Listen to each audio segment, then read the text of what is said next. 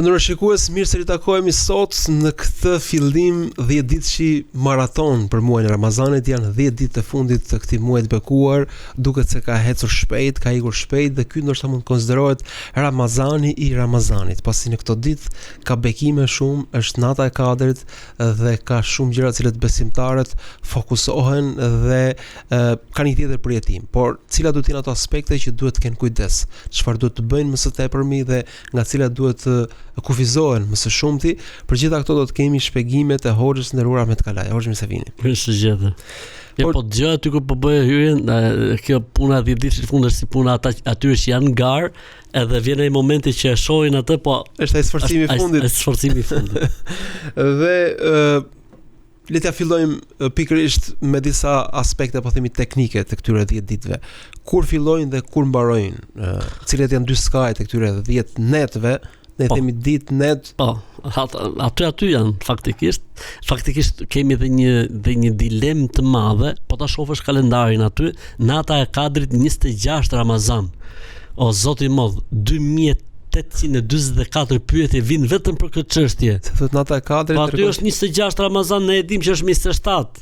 Po faktikisht aty 26 është dita. Nata është e 27-a, sepse nata fillon përpara. Për shembull, kur e kemi filluar në Ramazan, e kemi filluar me 19, po nata teraviti kemi fal qysh me 18. Kështu që aty në kalendar kur shkruan data 26 Ramazan, do me thënë që është nata e 27 e Ramazanit. Pra hyn nata, pastaj hyn dita. Pra me perëndimin e diellit hyn nata. Ndron, po themi, numri i natës. Dhe ka hyrë fillimisht nata, pastaj hyn dita. Madje është një orë tek xhamia e Profetit alayhis salatu wasalam që sa herë që perëndon dielli është 12.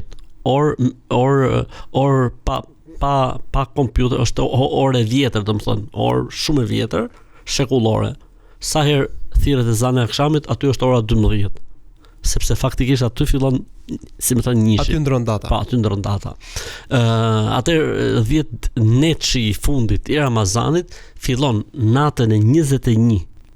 Natën e 21 të Ramazanit deri në Bajram. Pra deri në natën e fundit. Pra ne e kërkojmë natën e Kadrit 21, 22, 23, 24, 25, 26, 27, 28, 29, 30.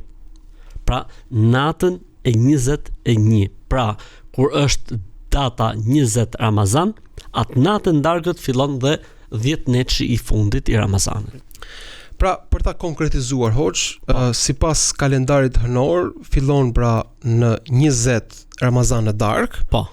Që do thotë 10 mars, që do thotë nesër për akşam hyn 10 netshi i fundit. Por se këtë vit nuk kemi 10 net të fundit, kemi 9 net të fundit. Pra kalendari hënor herë mund të jetë 29, herë mund të jetë 30. Kjo është, o zoti i madh, sa na kanë myt në fillim të Ramazanit. Po ç'është ky Ramazan me 29 ditë, ne agjërojmë vetëm. Po dorone. Zoti i madh, muaji i Ramazanit dhe muaji mund të jetë 29, mund të jetë edhe 30. Në këtë vit të dashur miq dhe shok, Ramazani është 29 ditësh, prandaj stresi 0. Pra 10 netshi i fundit fillon nga nesër, nga data 10 mars me ezanin e akşamit, me perëndimin e diellit deri në datën 19 mars me ezanin e akşamit. Po. Pra që do thotë dhe mbaron 29 po themi Ramazan. Pra Bajrami është me çfarë datë? Bajrami është datë 20. Atëherë deri me 19. Deri në datë 19.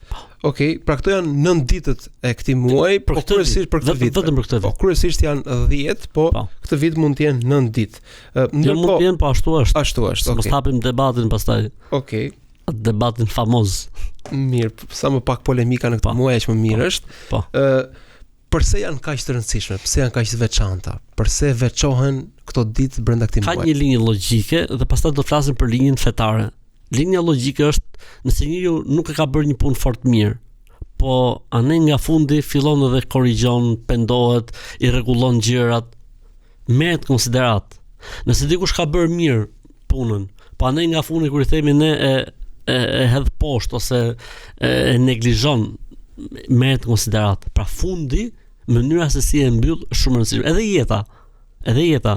mënyra se si mbyllë shumë e rëndësishme. Ka shumë njerëz që nisin me dinjitet, po rrugës humbasin ose ka njerëz që edhe e kundërta. Po.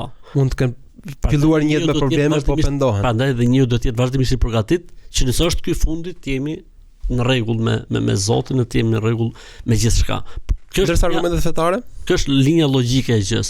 Linja fetare është fakti që profeti alayhis salatu wassalam vet ai megjithëse Zoti ja kishte garantuar gjithçka, ja kishte falur mëkatet e gjitha, megjithatë ai siç tregon në besimtarëve, kur hynte 10 netësh i fundit të Ramazanit, thotë në besimtarëve, angazhohej, përkushtohej dhe mundohej me diçka që nuk e shihnim asnjëherë në jetën e tij.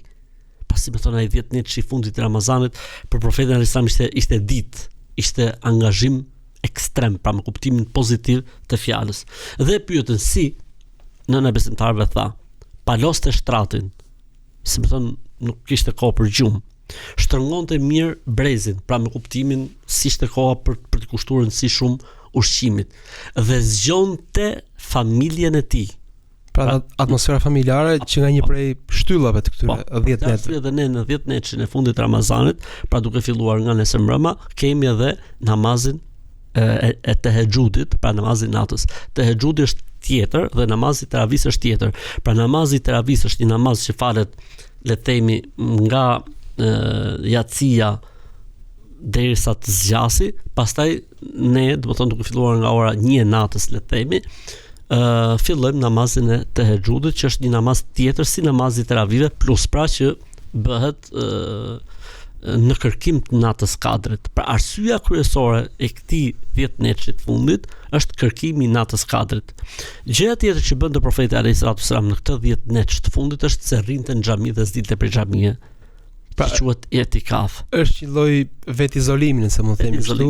Pra ne nuk brenda xhamis që njerëzit të lejnë punët e tyre apo shkollë. Ideja është pra ata që i kanë mundësit, i kanë kushtet dhe mund të rrinë ose mund ta marrin lejen, le të themi, vjetore në Ramazan, mund të rrinë, pra është mirë pra që të rrinë në xhami. Pse? Po është edhe përkushtimi dhe dedikimi më i plot. Domethënë njeriu ka nevojë, domethënë të ri me Zotin e tij pa askënd.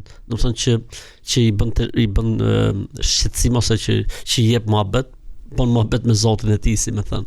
Dhe aplikohet kjo në xhamiat kryesore, aplikohet ka njerëz që rrinë, domethënë në xhami edhe bëjnë etikaf. Pra dua të them vet profeti alayhis salam i kushton të rëndësi kësaj pjese shumë për shkak të natës kadrit, e cila është një natë, le të themi, e cila kërkohet në këto net, pra në të gjitha këto net, duke shpresuar për Zotin që patjetër do ja qellojmë.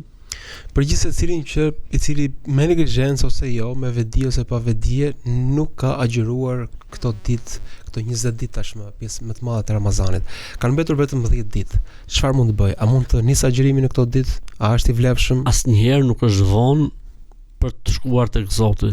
Dera e Zotit, e kemi thënë, është gjithmonë e hapur, kështu që nëse dikush nuk ka agjëruar, le të fillojë ta agjërojë qysh nesër, se Zoti është shumë i mëshirshëm, Zoti është falës i madh, e ndoshta bëhen se agjërimi i këtyre ditëve që kanë mbetur nga Ramazani që ne të reflektojmë, përmirësohemi, po edhe Zoti na bëjë mbar dhe mirë.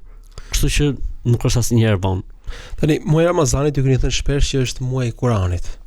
Dhe raporti me Kuranin në Ramazan është më i veçantë. S'ka dyshim. Po në këto 10 ditë, a ka diçka më specifike raport me Kuranin? S'ka dyshim, sepse është pikërisht, domethënë, shtimi i dozës së Kuranit në namazin natës. Për çfarë bëhet më shumë ti?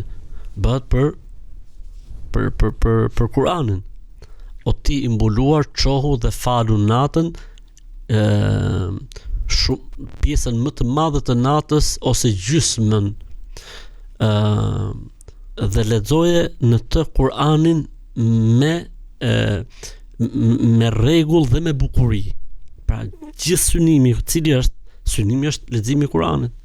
Për këtë arsye edhe në faqen tjetër të surës Muzammil, faqra'u ma tayassara minhu, faqra'u ma tayassara min al-Quran, lexoni sa të keni mundësi, sa t'ju jepet mundësia.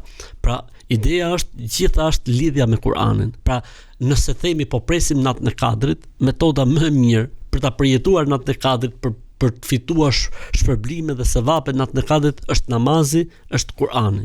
Tani Kur'ani edhe pse ka vlerë të jashtëzakonshme në këtë ditë, nuk është obligativ.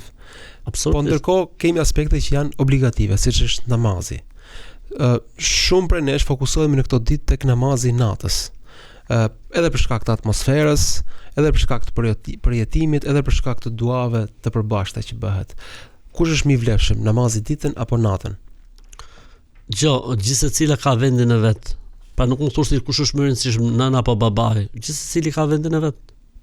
Nën zbët kur babai dhe baba zbët kur nëna. Pra namazi i ditës nuk ka gjë që e zëvendëson edhe nuk ka gjë që e kompenson, ka vendin e vet, është obligim, është detyrë, dhe namazi i natës është, si më thon, sunet, është diçka e preferuar, diçka që është mirë të bëhet, por edhe ajo ka vendin e vet. Do të thonë gjithsesi ka vendin e vet. Pra nëse ishte puna për të zgjedhur këtë, padyshim që do të thoshim more, fal namazin gjatë ditës, po ka njerëz që nuk ja dinë rëndësinë, po që nuk ja dinë, pa i thot, edhe unë vi natën se edhe jam më i lirë, po edhe dëgjoj Kur'an, po edhe marr pjesë tek duaja, ne nuk mund përshtojmë askënd nga mëshira e Zotit. Kështu që çdo njeri është i mirëseardhur, pavarësisht se më e mira do të ishte që kush do ta jetoj tamam këtë 10 netësh të fundit të Ramazanit, t'i japi hakun edhe 10 ditëshit saj, sepse s'ka sens që gjatë natës të jesh afër Zotit, të lidhur me Zotin, dhe gjatë ditës të kthej shpinën. Dhe natën është sforcim më i madh, është lodhje më e madhe, ndërkohë gjatë ditës mund të ketë hapësira edhe më absolutisht më praktike. Por ka njerëz që kështu janë të prirur, ka njerëz që janë të prirur tek sakrifica, ka njerëz që kur e mundon me diçka e bën, kur është diçka e thjesht, nuk i kushton se është natyrë njerëzore kjo, që njeriu e do atë sakrificën, po e bëj për Zotin, po qëndroj, po lodhem, s'po flej. Kjo është, po ne edhe këta janë të mirëseardhur, shoqëroj Zotit që ndoshta kjo pastaj mund bëhet se bëhet për diçka më mirë dhe më bukur. A ka dua të veçanta në këto net? A ka dua specifike për çfarë duhet lutemi në këto net? Duaja e natës është shumë e dëgjuar. Duaja e natës është shumë e dëgjuar, sidomos në këto 10 net të fundit të Ramazanit, dhe preferohet ajo duaja e natës kadrit më shumti, që është o Zot, ti je falës e do faljen, më fal mua. Si gjithë problemi është ke gabimet dhe tek gjunat që kemi. S'po fitove faljen e Zotit, çdo gjë pastaj bëhet mbar, mirë, lehtësim, liri e kështu me radhë. Pra kjo është ajo lutje që më shumti preferohet në këtë 10 netësh të fundit të Ramazanit, duke qenë se ne në çdo natë të këtyre netëve shpresojmë, dëshirojmë të arrijmë mirësinë dhe bekimin e natës kadrit. Nëse mendojmë se jemi në natën e kadrit, nëse mendojmë se po themi përfshirë në ato emocionet e natës së kadrit, çfarë duhet themi, çfarë duhet bëjmë? Tani është mirë që në këto 10 ne të bëjmë edhe vepra të tjera të mira. Pra vetëm kjo duaja, po edhe vepra të tjera të mira. Pse? E tham, mund të jetë natë kadri, por çdo adhurim, çdo përkushtim, çdo gjë e mirë që bëhet në këtë natë, që mund të jetë njëra për këtyre netëve, le të themi, do të thotë që ti e merr shpërblimin sikur e ke bër 1000 muaj pa pushim. Pra nëse ti jep një sadaka dikujt, është njësoj sikur këtë sadaka e ke dhënë 1000 muaj pa pushim. 83 vjet pa pushuar duke dhënë. Apo namazi, apo leximi i Kuranit, pra çdo vepër e mirë, që bëhet dhe i qëllon natë kadri është më e vlefshme se kur të bëj pa pushim një jetë të tërë.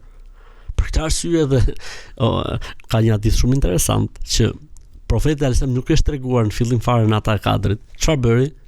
Neti 10 ditë e para të Ramazanit në xhami. Sa kaloi 10 ditë i parë dhe deshi të dali nga xhamia, i tha Xhibrili alayhis salam, "O Muhammed, është përpara." Neti dhe 10 ditëshin e dytë të Ramazanit. Kur mbaroi 10 ditësh i dytë dhe deshi të dal nga xhamia, i tha Xhibraili, pra kryengjëlli, i tha, "O Muhammed, e ke përpara." Dhe qëndoi dhe 10 ditëshin e tretë. Pra tani shumë e thjeshtë. Profeti alayhis salam e ka kërkuar natën e kadrit në një muaj të plot. Thotë që është diçka e veçantë. Thoshte njëri prej dietarëve të hershëm, Ibn al-Qayyim, thoshte sikur të ishte nata e kadrit e fshehur në të gjithë vitin, ja vlente që njeriu të përkushtohej në të gjitha netët e vitit për të arritur natën e kadrit. Tani ndonjëherë mund të mendojmë se e kemi arritur natën e kadrit edhe ka kaluar. E tani nuk ka më shumë rëndësi që të përkushtohemi sepse e kemi kaluar. Kjo është çështje gajbi, pra kjo është çështje e të fshehtës. Po edhe sikur të ketë kaluar, si tha profeti alayhis salam kur e pyeti nëna e besimtarëve, o pejgamberi i Zotit, apo pse lodh veten nga shumë? I njëjtëshin këmbët. Tha pejgamberi i Zotit, po pse lodh veten nga shumë? Ati ka fal Zoti gjitha. Ata ka siguruar Zoti xhenetin. Ai ngradën dhe shkallën më të lartë xhenetit parajsës. Përgjigja cila ishte? E përse mos jem falëndërues? Pra edhe ne nëse e kemi arritur natën e Kadrit, tani mbaroi historia. S'kemi punë më me Zotin. Jo, nëse e kemi arritur, ne vetë duhet të jemi shumë mirënjohës ndaj Zotit që na mundsoi ta arrijmë. Po, pastaj edhe diçka, dikush që e ka arritur natën e Kadrit dhe mirësitë e natës së Kadrit nuk i kthen dot shpinën Zotit, se ajo do të lejë gjurmët e tij për netët që vinë më pas. Pra duhet reflektohet, po të jemi me një ndryshim. Duhet të japi refleksim, duhet të japi refleksion, duhet të japi patjetër, do të ketë rrezatim, do të ketë efekt. Pra je për atyre që ke me vete natën e Kadrit, duhet të ndryshojë. Ne kemi folur kryesisht të fokusuar tek adhurimet, tek veprat e mira, po ndërkohë kemi njerëz që përditshmërinë e tyre kanë të përfshirë me, po themi, me gabime, me vepra të këqija. Dikush e ka të pashmangshëm një situatë, ku diun, padrejtësie, korrupsioni. Është momenti më i mirë për të penduar, dhe pendimi jonë është sikur kemi ne 83 vjet duke u penduar. Merr me një, për shembull, bëri një gjuna. E për këtë gjuna ti kërkoj falje Zotit 83 vjet pa pushim. Çfarë do bëjë Zoti me gjunat e këtij personi? S'ka dyshim që do e falte. Nëse një person do të rinte 83 vjet duke thonë o Zot më fal se e bëra X veprim. O Zot fal, o Zot fal, 83 vjet pa pushim. Zoti s'ka nevojë të rish 83 vjet. 83 herë ta thush mjafton. Një herë ta thush me sinqeritet dhe me keqardhje mjafton. Pra, edhe për këta njerëz ka dritë jeshile, edhe për këta njerëz ka hapësirë të madhe, sepse pendimi i tyre në natën e Kadrit ka një vlerë të jashtëzakonshme tek Zoti i gjithësisë. Tani kemi disa kategori. Kemi adhurues shumë të mirë, kemi qytetar shumë të mirë, kemi edhe kategori që i bashkon të dyja, kemi besimtar shumë të mirë. Po mes dy të parëve, kush është më i lavdëruar në këto ditë dhe në çdo ditë tjetër të vitit? Ai që ka qytetari, ka bujari, ka mirësjellje, ka dobishmëri nga njerëzit, ndaj njerëzve, po ndoshta nuk është aq i përkushtuar në xhami apo me leximin e Kuranit apo me këto që ne kemi përmendur. Dhe kemi pjesën tjetër, i cili ndoshta nuk mungon as ditë në xhami, po ndoshta dhe mund të jetë problematik në punën e tij, mes kolegëve të tij, mes njerëzve me cilë ndan jetën. E kuptoj. Faktikisht ky lloj krahasimi asnjëherë nuk më pëlqen. Pse? Sepse duket mendon që nuk ekziston si jo ekziston.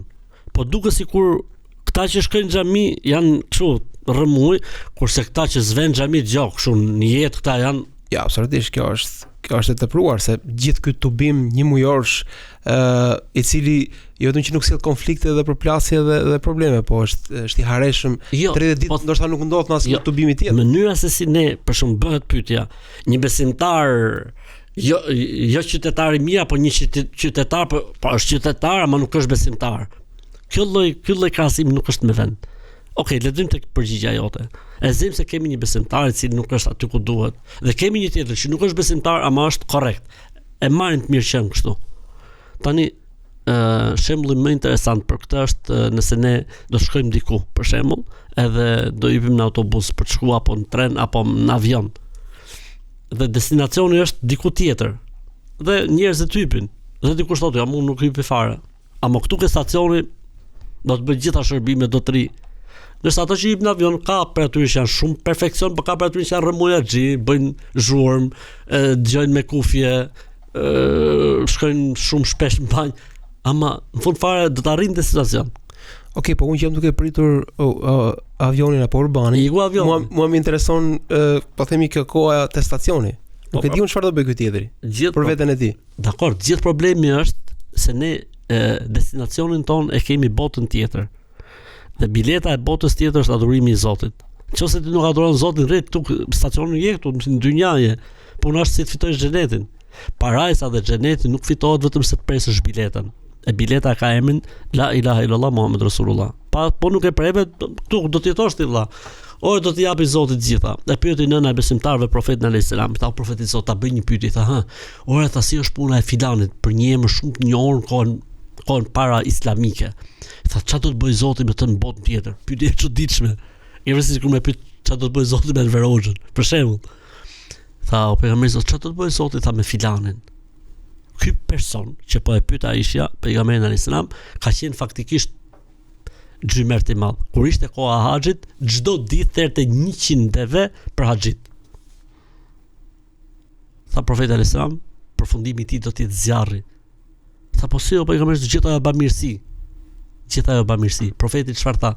S'ka thënë asnjëherë në jetën e tij o Zot më fal, ditën kur do dalim përpara teje. Pra ai ka refuzuar, po themi të vërtetën, ka refuzuar Zotin, ka refuzuar faktin që rri aty në aeroport, rri kënaqur në aeroport. Po s'preve biletën, nuk shkon dot. Pra ideja kush është? Profeti alayhis salam tha, kur e pyetën po mirë, jo besimtarët që bëjnë vepra të mira, qytetari i mirë.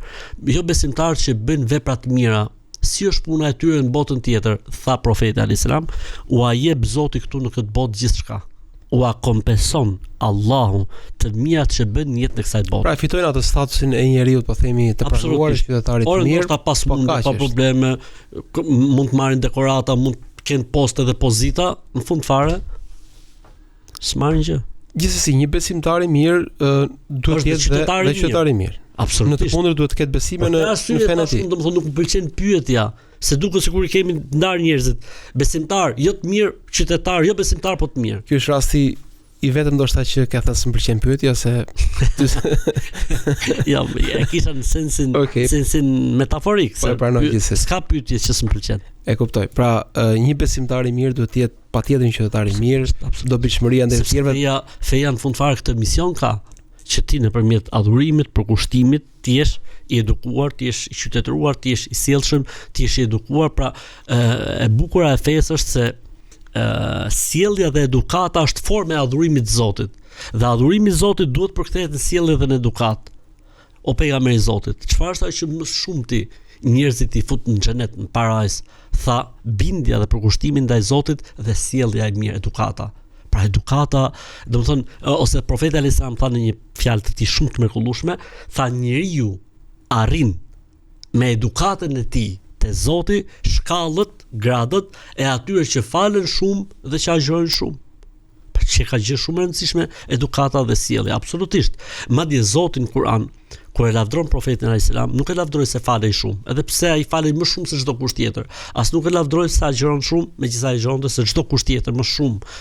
As nuk e lavdroi Zoti sa ai shumë e përmend Zotin, megjithëse ai përmendte Zotin më shumë se çdo kusht tjetër. Zoti e lavdroi për edukatën e tij. Ti o Muhammed gëzon një edukat të përsosur, një sjellje shumë të mirë. Ky është Muhamedi alayhis salam. Pra ky është modeli më i lartë i besimtari. Këtë duhet të synoj çdo besimtar. Absolutisht. Mirë, hoxha, ju falenderoj edhe për sot, për këtë minutar, për këtë shpjegime, ju falenderit. Miq, këtu e mbyllim dhe këtë takim të sotëm, folëm për këto 10 net maraton për çdo besimtar i cili nuk duhet neglizhoj asnjë në këto minuta, po themi cilat mund të jenë minutat e jetës së tij, e fatit të tij të madh, sepse në to mund të ndodhet nata e kadrit, po dhe nëse nuk ndodhet nata e kadrit janë të 10 net. Jo, do të ndodhet patjetër se s'ke ku të shkosh. Nëse nuk ndodh në atë moment që po lutet, çdo dua, çdo adhurim natë e kadrit padyshim. Nuk ka ku falset ndryra. Po jo, patjetër. Çdo ndryrë e juaj është dobi dhe po themi në qartësi të besimtarëve, po shpresojmë që Zoti na mundsoj këtë natë të madhe dhe të jemi për atyre që përfitojmë maksimumin e këtyre mirësive. Ju falenderoj që na ndoqët. Miru takosh.